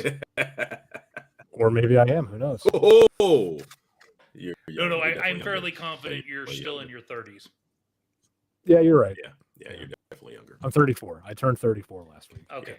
I was thinking middle, or I was not thinking late 30s. I was thinking early to middle. So yeah, you were right. Yeah, it's weird. It's got the voice screams older. Yeah, I sound old. I sound older than I am probably. Yeah. But so I'll have a little get together with some friends this weekend, and rest of the summer, it's pretty much taking things one day at a time. Mostly just getting ready. Like we're going to ultrasound appointments, and we're starting to plan a possible baby shower. So yeah, things are hectic over here. Real quick, because this happened yesterday. I went to go see Inside Out 2, right? I bought tickets for a late show because I was like, oh, easy. Like, there won't be a lot of people, and definitely shouldn't be any kids. I get to the theater last night, and mind you, I went to it was like a 10:25. Of course, the movie didn't start till damn near 11, which irritates the hell out of me anyways. But there was like little kids in this theater. I'm like, is that bad parenting, or is that just they don't care? I mean, it's not like they were loud or whatever, but it was just like, it's summer. Why are you? But school's out, so it's super late. What time? What time was the start of the screening? So the movie was supposed to start at like 10:30, or I don't remember, 10 something. It was like 10:35, I think it was. And I mean, of course, it didn't start till almost like the preview or the commercials and stuff they had didn't end till almost 20 minutes after that. The movie wasn't over until after midnight. Wow. So I mean, it's one of those things where like maybe parents are kind of like, hey, it's summer, you don't have school tomorrow, we're gonna let you stay up late tonight, we're gonna go see a movie and it's fun, we don't normally do this, or maybe they do normally do that. I don't know. Yeah, I don't know. I probably wouldn't I wouldn't make a habit out of that as a parent, but then again, I've never been one before, so Yeah.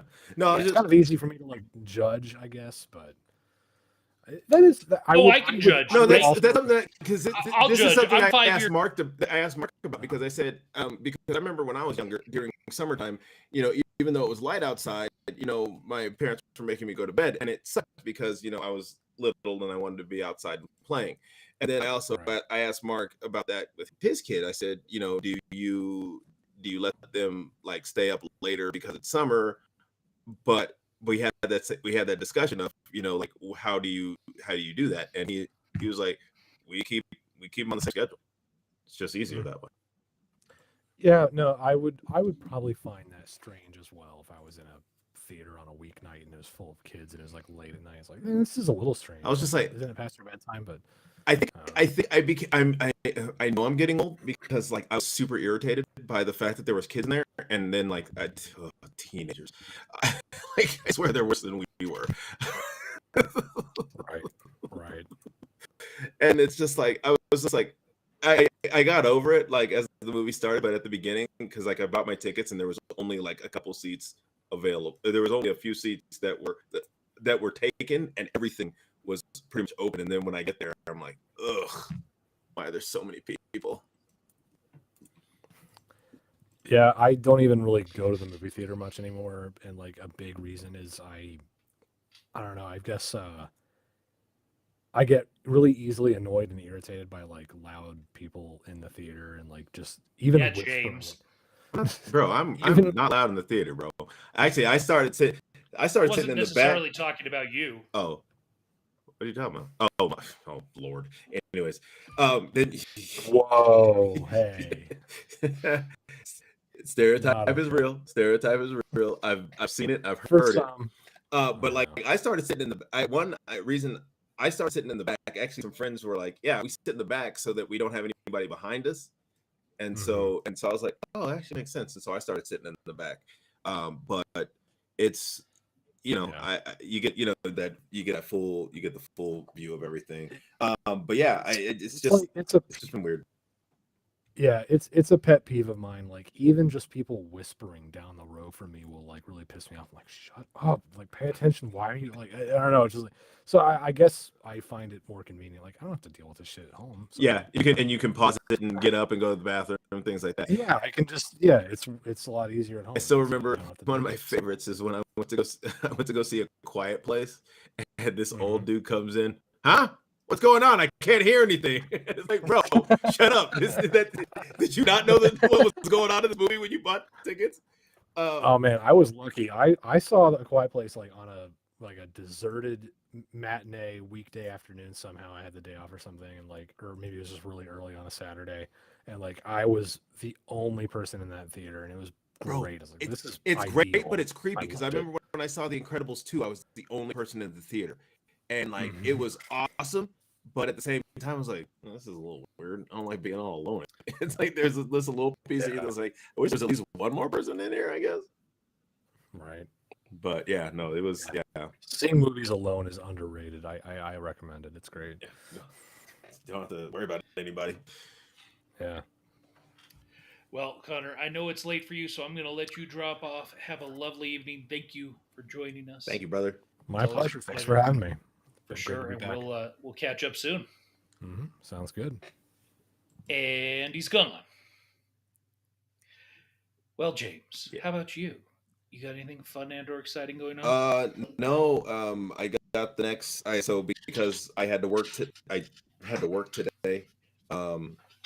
So I will have the next 2 days off. So I will have Thursday and Friday off this week. As well. So I was off Tuesday, I worked today, and then I have Thursday, Friday this week off, which is exciting. So I was going to ask about that because you mentioned the singing, and I was wondering if you were getting paid because we had this conversation about you. Yeah, no, so you don't get paid to practice, which is interesting. Yeah, so because but yeah, no, today it was because actually I started early.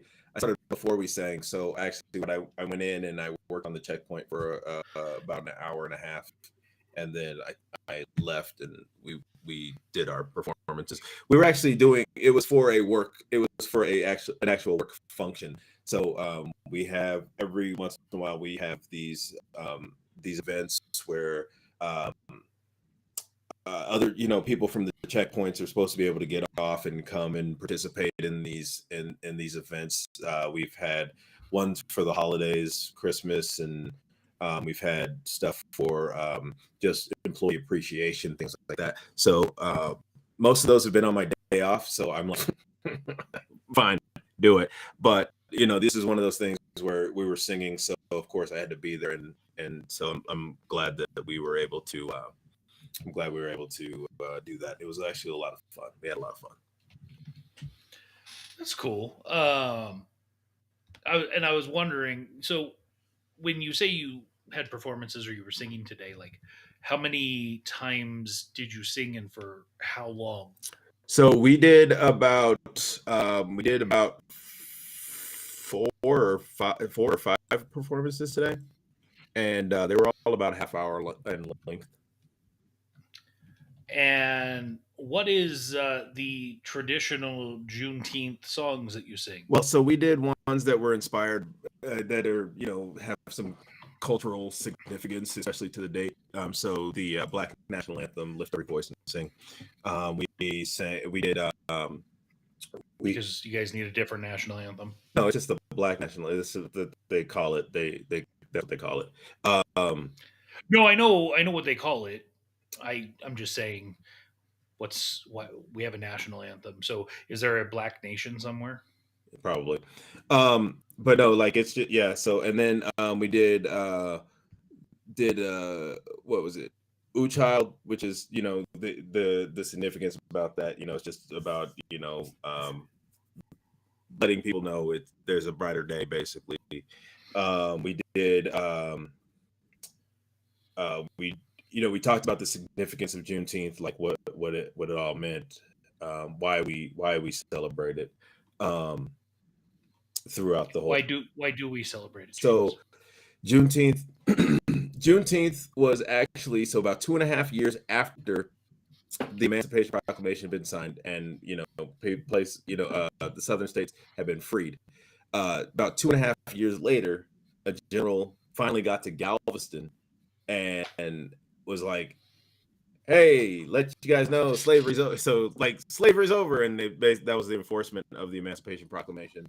These folks, about, I think she said 250,000 slaves had been in Texas and had zero clue that they would actually been free for about almost 3 years. Well, not almost 3 years, a little over 2 years. So that was a big deal, and that was on the 19th June 19th of 1856. I think that's what the dates were. Don't mark me on that. I could be completely off base on that. But your dyslexia is showing 65, but that's okay. 60, sorry. 65. Anyways, but yeah, so that's one of the reasons that we celebrate it. And so we did that song. We did what else we did?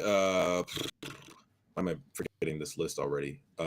We did the anthem. We did "Ooh Child," "Wake Up," "Wake Up Everybody." "Wake up everybody, time to teach a new way." Oh, I was like, "Wake up, Mr. West." I wasn't sure. No. So yeah, we did that song. We did Audra Day's "Rise Up," and then if there was time, we would do Pharrell's "Happy." So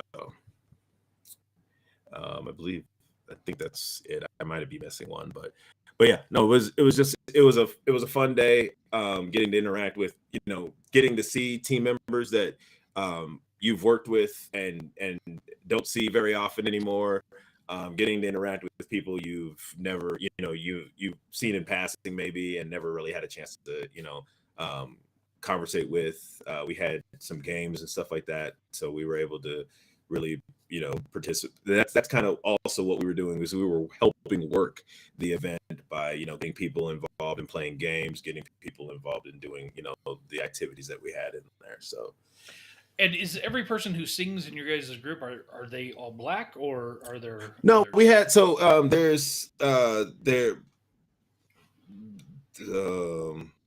one, two, one, two, three, four, five. Five of us are black, and then no, six of us are black. And then we have a couple that are Hispanic.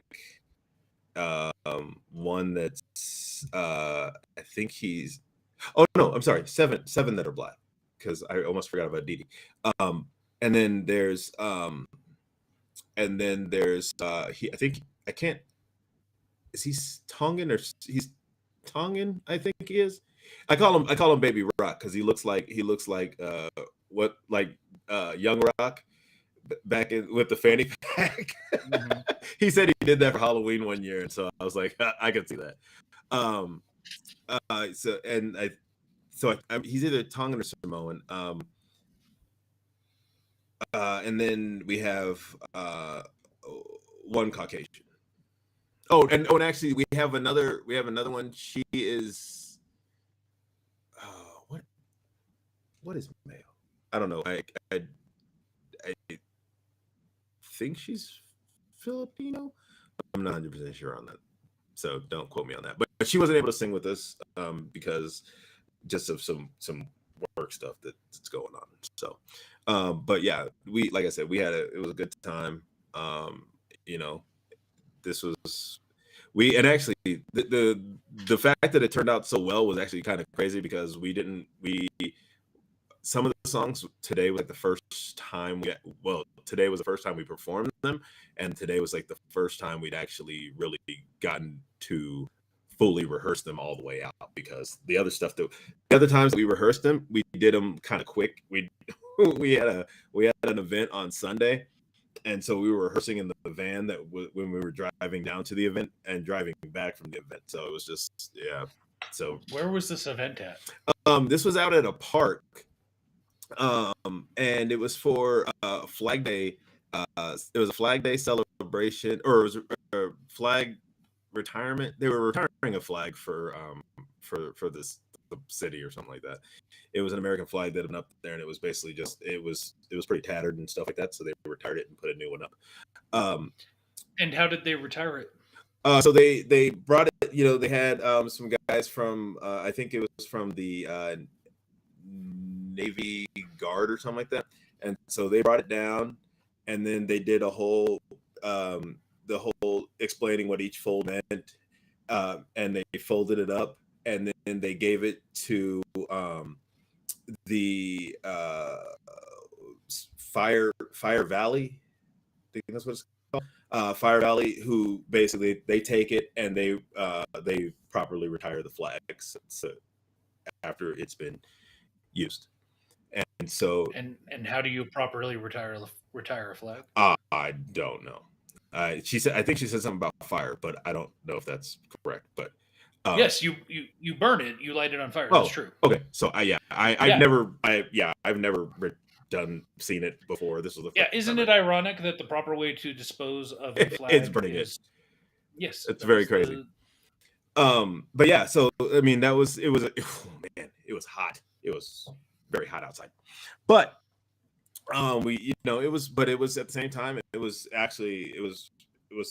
good time. It was fun for the people that came. It was the Daughters of the Revolution. I think it was the Daughters of the Revolutionary War or something like that. Basically, what they this is like a society, and all of them can trace their lineage back to the Revolutionary War. Basically, they had a family member or multiple family members were in the Revolutionary War, so that's how that works out.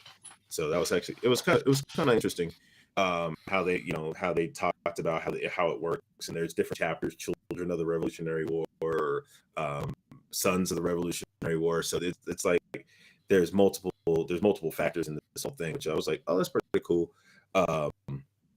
But yeah, so like I said, I'd never seen a flag retirement ceremony. They had retired veterans out there who were, we got to meet prior to starting, and they, super nice guys. And then there was actually a gentleman who played taps when the flag was coming down, and then played revelry when it was going back up. When the new flag was Reveille. Oh, sorry, I don't know. I've never Reveille. Okay, sorry. But yeah, no, that's what we did the other day. That was on Sunday, and then we performed today. So it's been a performing week. So Oakbridge episode 1 this Friday. Yes, let's go. Director of the entire series. How are you feeling? Man, I'm excited. I've been telling as many people as I can about this show. Like I told you before the show today, I was, or I don't know, maybe I don't know if I said on the show or before the show, but basically I was going to people and like, hey, do you listen to audio dramas? Yes, cool. How do you listen to it? Cool.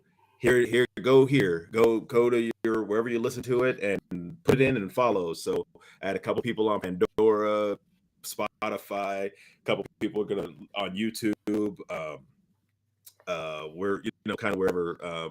So yes, it is on Pandora already, which thank you for getting that done. I appreciate you on that one. And actually on Pandora, it actually suggests Murphy's Inc., which is awesome. Nice. I saw that and I was like, yes. So great. So both of our productions are together on there. And actually, I had somebody make a comment that I guess they listen on Pocket Casts, and that we're not on there. Oh. And I'm like, okay. I mean, we're so many other places. Why? Just go to someplace else. Yeah, like why? And unfortunately, Pocket Cast is one of the ones that's like, frankly, annoying to me. Yeah. Where you can't just easily say, "Here's my RSS feed. Please get it uploaded onto your service." They make it a little bit more difficult, which is here, send us an email with your RSS, and maybe we'll see what we can do. So it's kind of very frustrating because everyone else is very easy to work with. Thank you, Pocket Cast, for being difficult. And thank you to that one person who only listens on Pocket Cast. So I'm going to do my best to get us on there, but they don't make it easy. So it might take a couple episodes before it shows up there. And while I'm vamping, waiting for James to return, he is the director on all 10 episodes of season 1 of Oakbridge, which does release this Friday at 8 p.m. Eastern or 5 p.m. Pacific on pretty much every major podcast platform out there. I can tell you, as of this moment, just looking, we are on Apple Podcasts, YouTube Podcasts, Podbean, Spotify, Amazon, iHeartRadio, Player FM, Listen Notes, Samsung, Podchaser, Boomplay. We are also on Podcast Addict, Deezer, Overcast, Castro, Castbox, Podfriend, and Good Pods. So Jeez. we are on a lot of platforms. I never heard some of those. I apologize that I'm not on every single one. I'm doing my best. That's crazy. But with that being said, James, so episode 1 goes live this Friday, Yep. and then theoretically we have 9 consecutive weeks after that. Yep. I'm a little concerned because right now we've only got 6 episodes loaded up, ready to go. Yeah, we'll be fine. Actually, seven will be done by the end of this week. I gotta listen. I got a rough draft today, so I gotta go through that and listen. And then I think I messaged you about that around 3 o'clock. Yeah, you today. did, and I just wasn't able to listen to it today. Not yet. Why is that? Because I was at work, and How dare you? Yeah. How dare you put work before? And so I will listen to that tonight. Probably like right after I will listen to it right after. I started listening to it, but I normally listen to it through Spotify because for some reason on the Google Drive, when I listen to it through Google Drive, sometimes it'll play and then like it'll just stop playing all of a sudden. So I started Yeah, that's why I always download it. Yeah, so I started listening. So I have the open option, and Spotify is one of the options. And so I just send it over to Spotify. I'm able to listen to it on Spotify, and just get a feel for it. The one thing, the one thing that I like about the Google part, and I don't like about the Spotify, is that on Google, if it's working correctly, I can go back. If I need to listen to something again, I can go back like 10 seconds, I can go back 30 seconds and really hear it. On Spotify, it's like I gotta, I gotta do the finger thing and try and get it to where it needs to be. But so I mean, they pros and cons, but overall, like I said, I listen to it on Spotify because then I don't have to worry about the random stopping. The one thing, like if I randomly like touch my screen in the wrong way, it'll start over again, and I'm like, ugh, that's irritating. But I've kind of learned how to work around that. So we'll get the last 4 episodes in time, Oh yeah, they'll definitely be in time. and then we'll get homesick. I gave that to Joe. Actually, I gave that to Joe before we were done. So I finally, got in touch with Tara and was like, "Hey, do you still have this?" And she was like, "Yeah." And she sent it to me, and I sent it over to Joe, and I was like, "Hey, can you get this done real quick for me?" And he was like, "I'll see what I can do." And then everything for Oakbridge came through. So, but I will when I talk to him again, which will probably end up being tomorrow because we normally talk about each episode. So I will see if after he's done with everything, we can get that done and out. Very good. Cool. Well, I'm gonna bid you adieu, Yes, sir. and see you real soon. Goodbye, my friend.